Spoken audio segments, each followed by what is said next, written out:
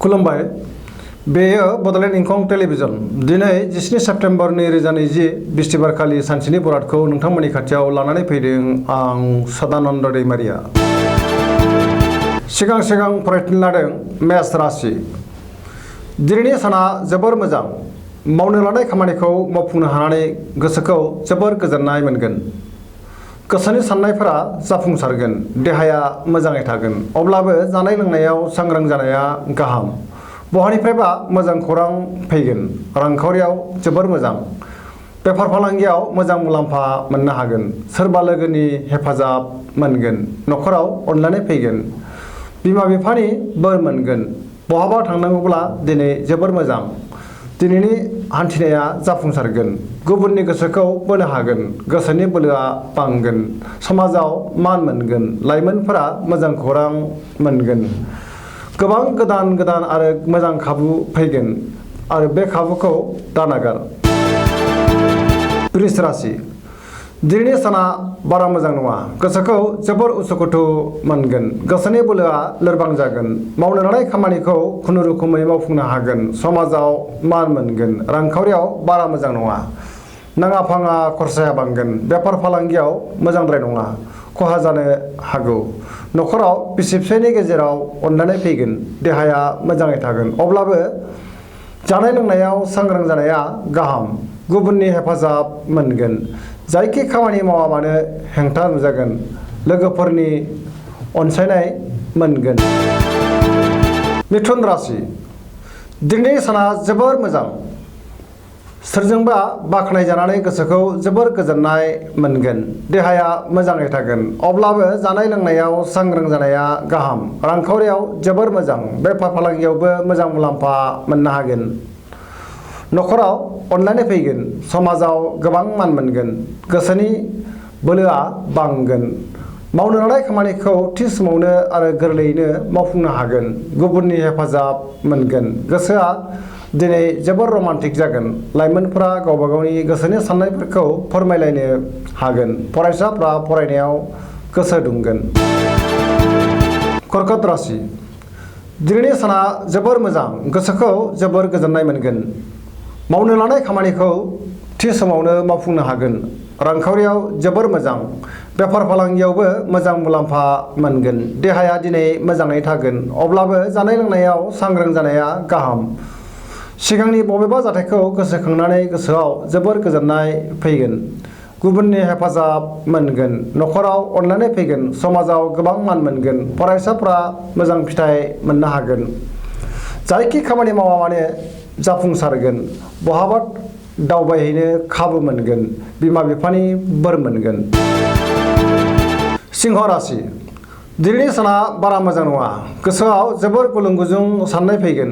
मावनो लानाय खामानिखौ मावफुंनो हानाय नङा। सोरबा लोगोनिफ्राय गाज्रि खौरां फैगोन। रांखावरियाव मोजांद्राय नङा। नाङा फाङा खरसाया बांगोन। बेफार फालांगियाव खहा जागोन। गोसोनि साननायखौ गुबुननो दाफोरमाय। न'खराव अनलायनाय फैगोन। समाजाव मान मोनगोन। देहाया मोजाङै थागोन। अब्लाबो जानाय लोंनायाव सांग्रां जानाया गाहाम। बबेबा गोदान खामानिखौ दिनै जागायथ'यैआनो गाहाम। हेंथा नुजाथिगोन। कन्या राशि। दिनैनि साना जोबोर मोजां। मावनो लानाय खामानिखौ मोजाङैनो मावफुंनो हानानै गोसोखौ जोबोर गोजोननाय मोनगोन। रांखावरियाव जोबोर मोजां होनजायो। नाथाय खरसाया बांगोन। बेफार फालांगियाव मोजां मुलाम्फा मोनगोन। देहाया मोजाङै थागोन। अब्लाबो जानाय लोंनायाव सांग्रां जानाया गाहाम। गोबां मुंदांखा सुबुंजों लोगो मोनलायगोन। न'खराव अनलायनाय फैगोन। गोबां खामानि मावनो हागोन। समाजाव मान मोनगोन। गोसोनि बोलोआ बांगोन। गुबुननि गोसोखौ बोनो हागोन। गोसोआ दिनै जोबोर रमान्टिक जागोन। लाइमोनफोरा मोजां खौरां मोनगोन। तुला राशि। दिनैनि साना बारा मोजां नङा। गोसोखौ जोबोर आला खाला मोनगोन। गोसोनि बोलोआ लोरबां जागोन। गोसोनि साननायफोरा देबार नांगोन। मावनो लानाय खामानिखौ गोरलैयैनो मावफुंनो हानाय नङा। देहाया मोजाङै थागोन।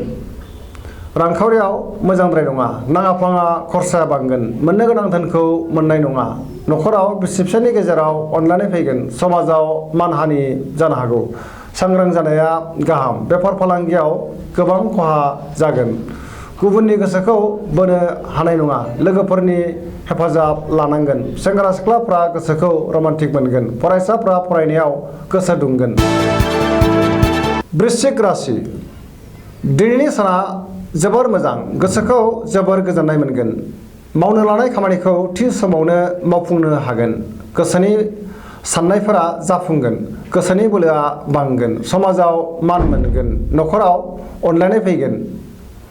रांखावरियाव जोबोर मोजां होनजायो, नाथाय खरसाया बांगोन। बेफार फालांगियाव जोबोर मोजां। देहाया मोजाङै थागोन। अब्लाबो जानाय लोंनायाव सांग्रां जानाया गाहाम।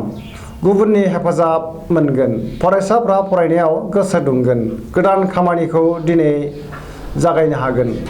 फुजा बायदि रोखोम एबा धोरोमारि बिथिङाव गोसो दुंगोन। बिमा बिफानि बोर मोनगोन। लाइमोनफोरा मोजां खौरां मोनगोन।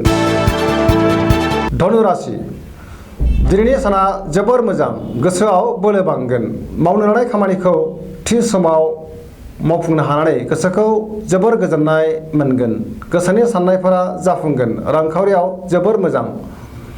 मोननो गोनां धोनखौ दिनै मोननो हागोन। बेफार फालांगियाव जोबोर मोजां मुलाम्फा मोनगोन। समाजाव मान मोनगोन। देहाया मोजाङै थागोन। न'खराव अनलायनाय फैगोन। बिदा फंबायनि हेफाजाब मोनगोन। लाइमोनफोरा गोसोखौ दिनै जोबोर रमान्टिक मोनगोन। फरायसाफ्रा फरायनायाव गोसो दुंखांनाय मोनगोन आरो फरायनायाव मोजां फिथाइ मोनगोन। मकर राशि दिनैनि साना जोबोर मोजां।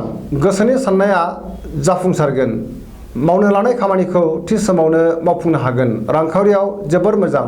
आयआ बांगोन। मोननो गोनां धोनखौ दिनै मोननो हागोन। बेफार फालांगियाव जोबोर मोजां मुलाम्फा मोनगोन। गुबुनजों मोजां सोमोन्दो लाखिनो रोंगोन।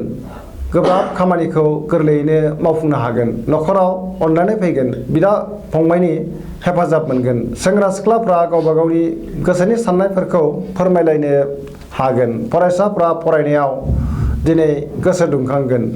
मोजां खाबु फैगोन। बयजोंबो अनसायजागोन। कुम्भ राशि दिनैनि साना जोबोर मोजां। सोरबा लोगोनिफ्राय हेफाजाब मोननानै गोसोखौ जोबोर गोजोननाय मोनगोन। मावनो लानाय खामानिखौ थि समावनो मावफुंनो हागोन। बहानिफ्रायबा मोजां खौरां मोनगोन। समाजाव मान मोनगोन। रांखावरियाव जोबोर मोजां। बहानिफ्रायबा गोबां धोन मोनगोन। फालांगियाव मोजां मुलाम्फा मोनगोन। देहाया मोजाङै थागोन। न'खराव अनलायनाय फैगोन। गुबुननि हेफाजाब मोनगोन। बिमा बिफानि बोर मोनगोन। गुबुनजों मोजां सोमोन्दो लाखिनो रोंगोन। लाइमोनफोरा जोबोर रमान्टिक जागोन। मीन राशि दिनैनि साना बारा मोजां नङा। गोसोआव बेले बेजे साननाय फैगोन। गोसोनि बोलोआ लोरबां जागोन। देहाया मोजां थागोन। अब्लाबो जानाय लोंनायाव सांग्रां जानाया गाहाम। रांखावरियाव मोजांद्राय नङा। नाङा फाङा खरसाया बांगोन। बेफार फालांगियाव मोजां नङा। खहा जानो हागौ। न'खराव अनलायनाय फैगोन। सेंग्रा सिख्लाफ्रा गोसोखौ जोबोर रमान्टिक मोनगोन। गोसोनि साननायफोरा जाफुंनाय नङा। गोसोआव गोजोननाय गैयै जागोन।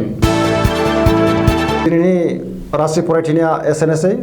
जोबनायाव बेखौनो खावलायो जाहाथे नोंथांमोना सानफ्रामबो जोंनि बे बड'लेण्ड इंखं टेलिभिजनखौ नायबाय थायो आरो साबस्क्राइब खालामो। एसेनोसै। गोजोन्थों।